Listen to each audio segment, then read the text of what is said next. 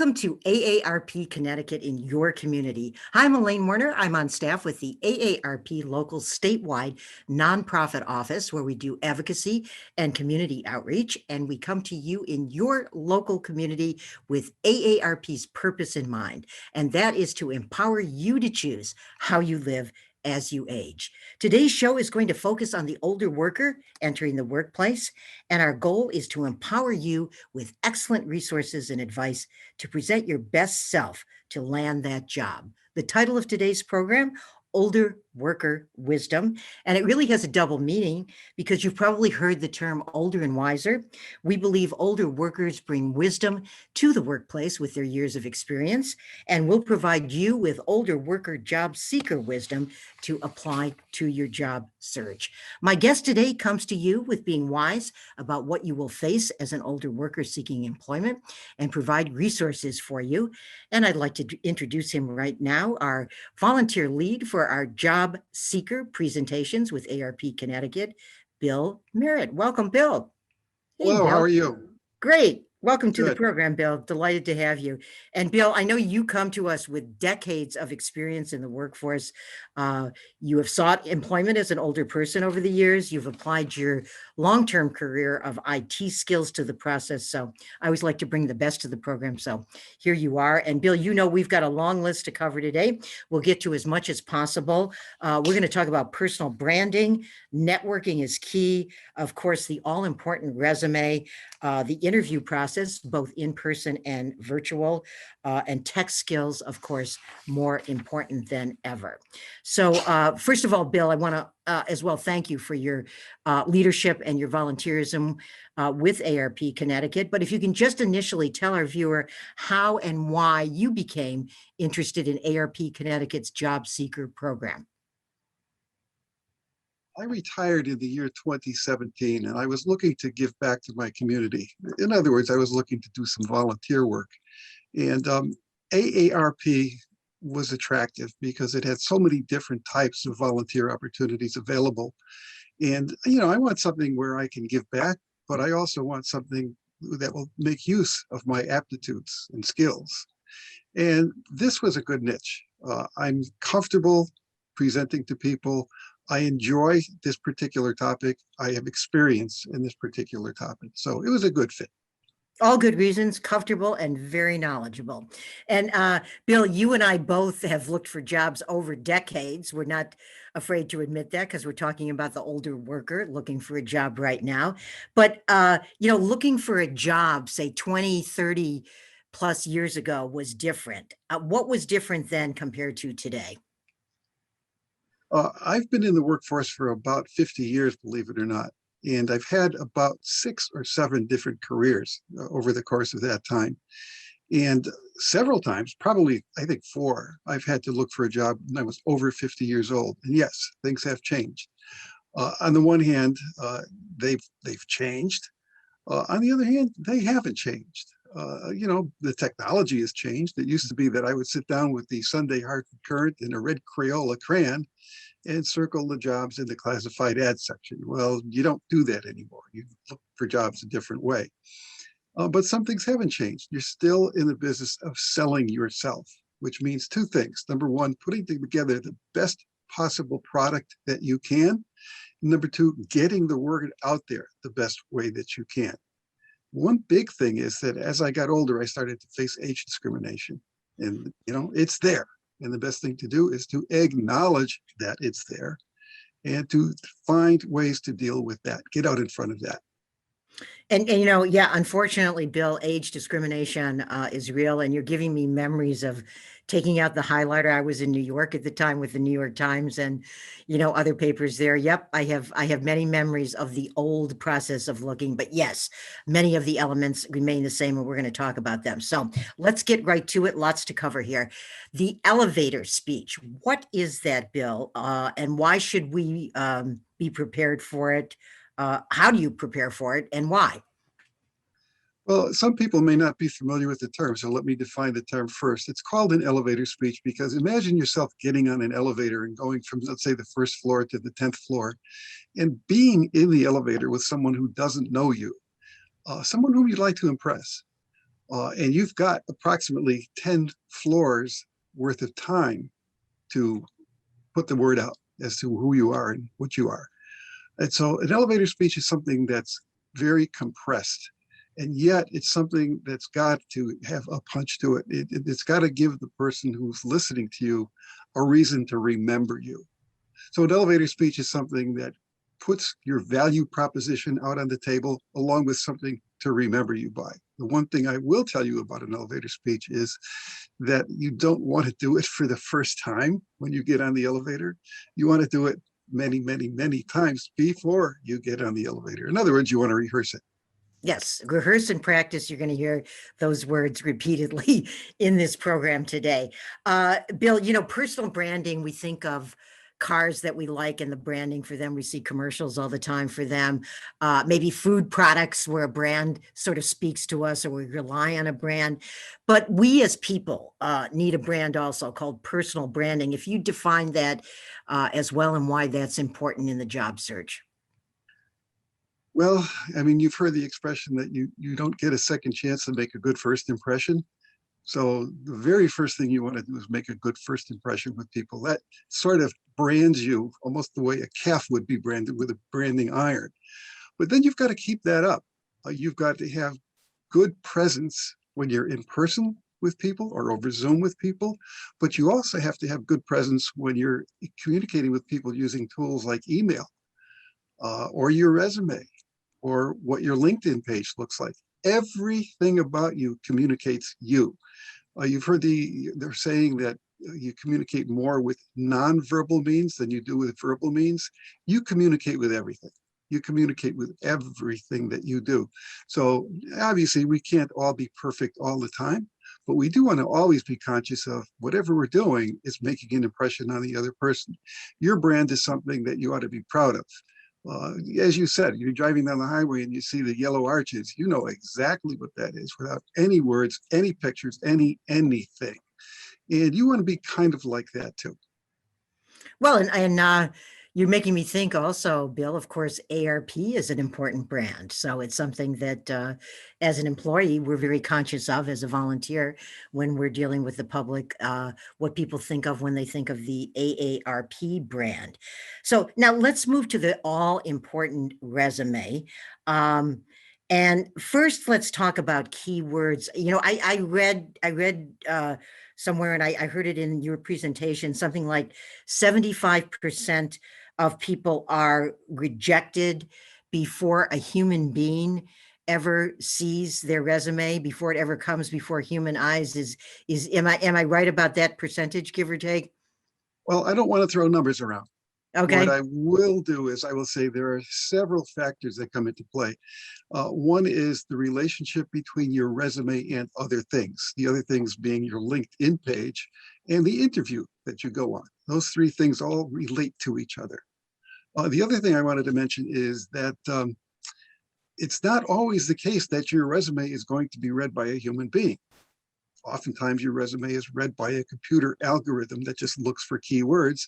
And if it doesn't find enough of the keywords that it's looking for, yes, your resume will be rejected. You might be the best candidate in the world, but if the job description is looking for somebody who can paint, and you write down that you're an excellent painter, the algorithm might not pick up on that. So you've got to sort of take that into consideration. But I just wanted to go back for a minute. Your resume does work in conjunction with your LinkedIn profile and with the interview.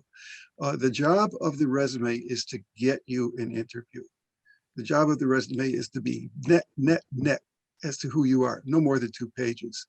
The job of the LinkedIn profile is to be more, expansive, to be more open and tell a little bit more about you. So you have to think about all of those 3 things together. The resume is there to get your foot in the door so that you can do a good job on the interview. That's what it's for. It's not there to tell your life story. And on that note, Bill, multiple resumes. Does one need more than one resume and why? It's, the answer to almost every question is it depends. But in this case, I think the answer is you probably do. need more than one resume?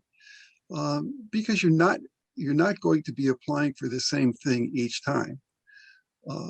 Where you can be a little bit diverse is in your cover letter. I mean, your cover letter can be very different from one situation to another. Your resume is going to be very similar from one situation to another, but not necessarily exactly the same. So, short answer, yeah, you probably ought to have more than one resume, but that also raises the point of not losing control, not letting things get out of control. If you've got multiple resumes and you start sending them out to multiple places, you need to keep track of what you sent to whom. So it's important to have a good tracking system. Back in the old days, I had manila folders, which I use to keep track of things. Now I use an Excel spreadsheet to keep track of things. But no matter how you do it, you don't want to lose control and forget which resume you sent to which person. And my experience over the years, Bill, is you're going to be sending, volume's important. You're going to be sending a lot out to get to the place where you want to go. So you do need a tracking system. Yeah, if I could just throw one other thing in there, a lot of times you are on a website that's offered by the company, and the website puts up an application form, and you fill out that application form, and it may ask you to attach a copy of your resume, or it may not. But if you can capture the data that you put into that application form and put that into your filing system too, that will help you to remember what you said when you filled out that application. So you're keeping track of, it's a good idea for whoever you deal with. It's a good idea to keep track of what you said in your resume, what you said in the application, and what you said in the cover letter. Right. And you're going to come across more powerfully when you get to the interview, hopefully about remembering all the process, and people will be impressed by that. You did touch on age proofing your resume. And as we both said, unfortunately, age discrimination is real. So we do have to face that. How far back should one go in their experience? 15 years, as far as putting dates on things. You can put dates on things as far as 15 years back. Now, you can talk about things that you did before that, but I would make that very short and sweet and not put dates on it. For example, in my case, I worked at a major insurance company here in the Hartford area from 1968 to 1972, I believe it was. And I'm going to put on my resume that when I was at that insurance company, I worked in information technology. But I'm not going to list all of the functions that I performed there or the start date and the end date. You're walking a tightrope here between coming across as experienced versus giving away a lot of age type information that you don't want to give away. Gotcha. Obviously, you don't want to lie on your resume, but you don't want to lead with your chin either and start giving away information that can be used against you. Important point. We've all become, we all know the word Zoom, or most all of us know the word Zoom these days. Why is Zoom now maybe more important than ever? But, and we will talk about, in person versus virtual interviewing, but Zoom, just talk about Zoom. What should our viewer know about that as related to the job seeker process? Okay, so I'm going to break the mold here and broaden that out. One of the most important things in the world of looking for a job is communication skills. And that includes verbal skills as well as nonverbal skills, written skills, all kinds of communication skills. And you've got to be good at that. You've got to be good at that, whether it's in person, over Zoom, electronically, or whatever. Now, there's a new factor that's been thrown into the equation, and that's doing things virtually, whether it's Zoom or WebEx or whatever it is. You got to be good at that too. So it's not like, I don't want the tail to wag the dog here. I don't want you to say, if you're good at Zoom, therefore you're good at communicating. You've got to be good at communicating. Oh, by the way, after you're good at communicating, get good at Zoom too. And what that generally means is getting yourself a license for Zoom. It's free. And then getting yourself a buddy to be on the other end of the communication, and then practicing, and practicing, whether it's an interview or anything, practicing. Yes, I said those words would be repeated, and there you go. Practice, practice, practice, rehearse. Uh, Bill, what is a job search engine? And I'm going to right away bring in the two words LinkedIn also, because we know that's probably one of the most important search engines. So define a job search engine and talk to us about LinkedIn too, please. Okay, well, back in the early days, a job search engine was something where you could go look for a job. You would plug in the type of job that you were looking for, the location that you were looking, the title of the job, and the job search engine would go out and search for you.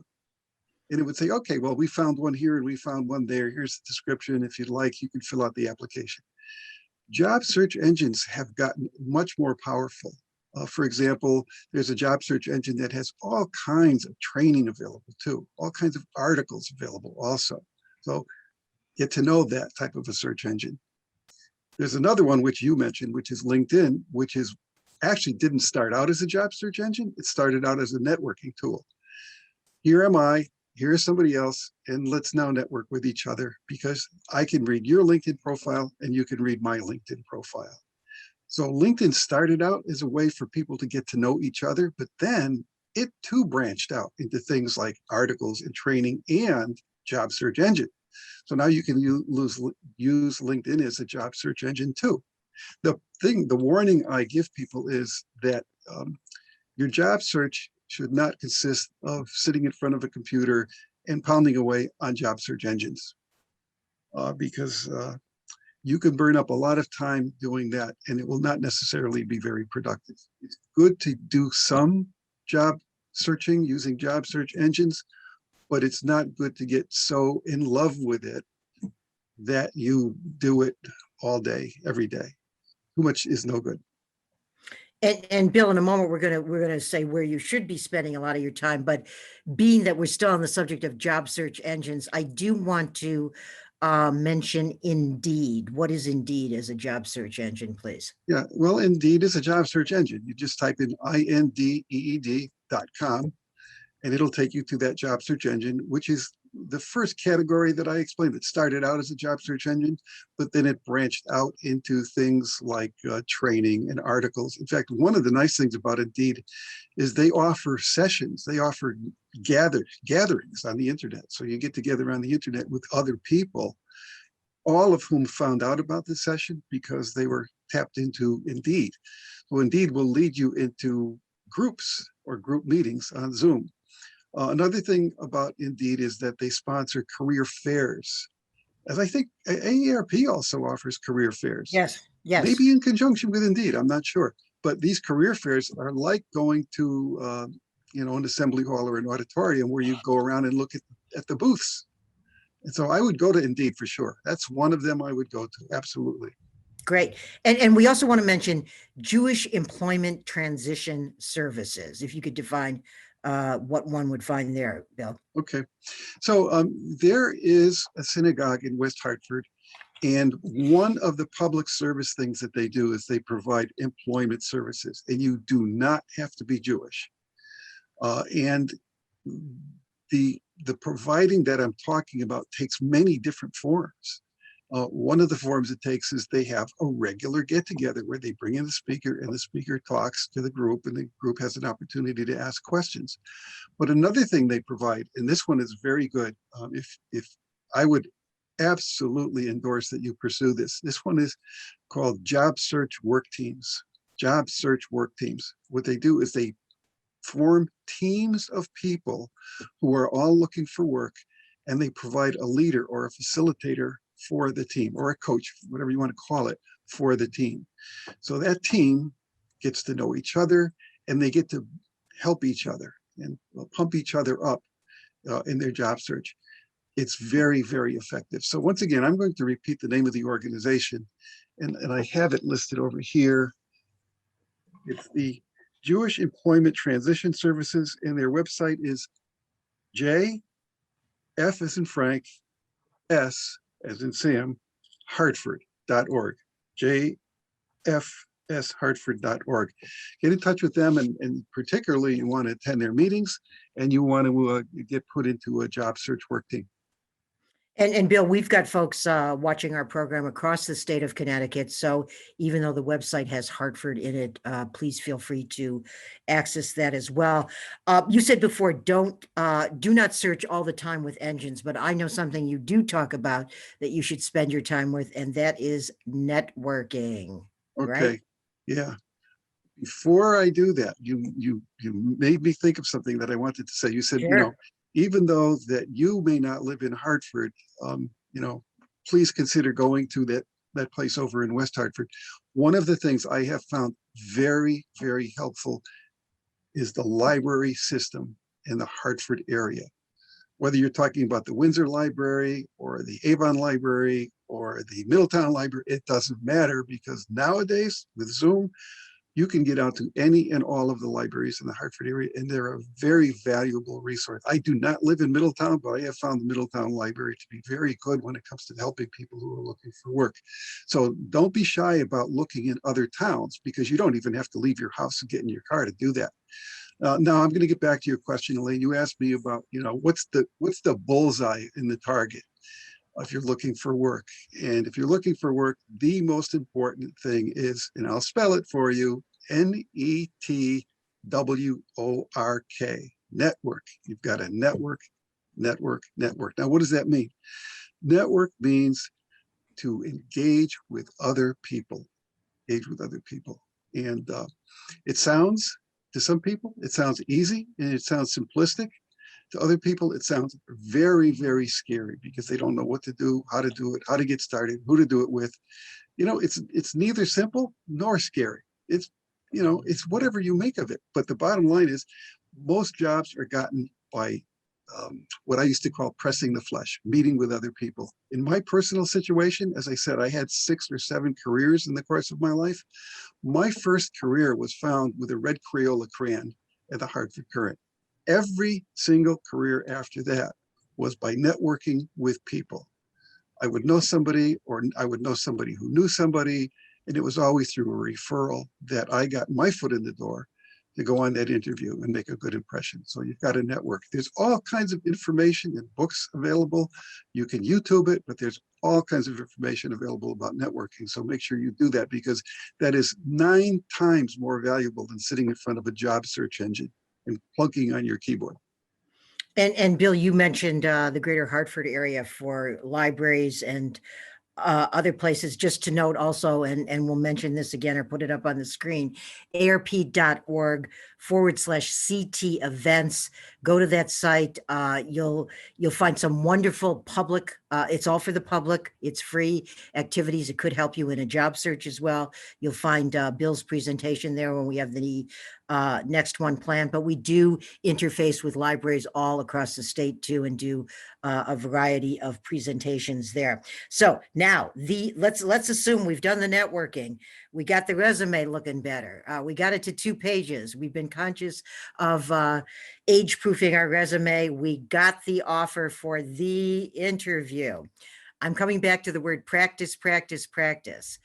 Important before you get into the interview, right, Bill? Yes. The way I like to look at it is that an interview is something that I would call a goodness of fit situation. You're there to see if you're a good fit for them, and they're sitting in the interview to see if well, it goes both ways. You want them to fit you like a glove, and you want you to fit them like a glove. And so the interview is, if possible, think of it as equals meeting with each other. Don't think of yourself as a supplicant or somebody who's asking for a favor. The one expression I've heard is, don't brag and don't beg. Don't go in the interview bragging how good you are, because that will turn people off. And don't beg for a job, because that will turn people off too. What you want to do is go into the interview, know what they're looking for, and know that you are a good fit. And then all you need to do is ask some questions to find out if they're a good fit for you. If you deem that you're a good fit and you deem that they're a good fit, then you plug yourself and you say, here's why I think we're a good fit for each other. Leave them with a value proposition about how you're better than your competition and what you can do for them based on what you've told them that you've done for other people. A lot of this stuff is about believing in yourself. It's about believing in yourself. And the way that you believe in yourself is spend some time boosting yourself up, getting your skills up to where they should be, convincing yourself that so maybe I am over 50 years old, but I've got a lot of vim and vigor and energy, and I'm ready to tackle this. So if you can convince yourself that you're good, you can convince other people that you're good. If you go in there looking at the floor and shuffling your feet, well, that sends off a message too. And Bill, I'm feeling your energy right here on the screen right now. So good example of what you're talking about. And you always have such great takeaways with these presentations. Don't brag, don't beg. If you don't come away with anything else, remember that in the interview process. And of course, Bill, we're in a world now too, where you may be in a virtual interview. Not that that wasn't true in the past, but I've heard you mention also, you're going to be judged by how you present virtually as well, correct? Yes, yes. I go back to what I said before about don't let the tail wag the dog. I mean, don't get so hung up on the fact that this is virtual that you forget about good interviewing skills. Going to the interview with a prepared list of questions, going to the interview feeling good about yourself. But once you've done all of that stuff that you would normally do in a real face-to-face in-person interview, now concentrate on the fact that it's going to be virtual. And there are articles about what you can do to take care of that. I mean, make sure your lighting is good, make sure your background is good, make sure you're comfortable. And the only way to get comfortable with virtual interviewing is to practice it. I keep using that word over and over again. And so you and your buddy practice having an interview. You're walking a balance. You don't want to be so confident that you become cocky and you look like, I don't care. On the other hand, you don't want to be scared and nervous and become stiff and afraid. But if you can get comfortable with just being in that sort of an environment, then it falls back on going back to your other interview skills. Now, if you haven't been out looking for a job in 25 or 30 years, you may be saying to yourself, but I don't have good interview skills. I haven't done this in 25 years. Well, it's like anything else. If you haven't gone swimming in 25 years, or ridden a bicycle in 25 years, dust the cobwebs off or get the rust off and go swimming again and go on the bicycle again. Practice your interviewing again. If you've done something 20, 25 years ago, dust off the cobwebs and get good at it again. So back to that word practice, that's going to give you a comfort level. Bill, we've got like 15 seconds to go here. Any lasting comment you would like to leave with our viewer? 15 seconds, huh? You got it. Go. So I've saved the biggest thing for last. The biggest thing, we've been talking about jobs and stuff, okay? But the biggest thing is you and your health. I know it can be demoralizing and depressing to be out of work or to be looking for work or to have or to need money. But you've got to maintain your health. You've got to maintain your mental as well as your physical, as well as your emotional, as well as your spiritual health. So make sure you're getting enough sleep, make sure you're dieting properly, make sure you're getting enough exercise. I personally walk for 1 hour every day and I meditate at least, I meditate too. It's called mindfulness nowadays, but make sure that you feel healthy and good about yourself. I know it's hard to do when the phone is not ringing and people aren't knocking on your door. Exactly. But there are things that you can do to bolster yourself. Great. Good parting words there. Bill, I want to thank you so much for being our guest today. And if you would like to attend any of our job seeker events or any of our other public events, arp.org/CT events. We're going to put up some websites for you also for job seeker resources.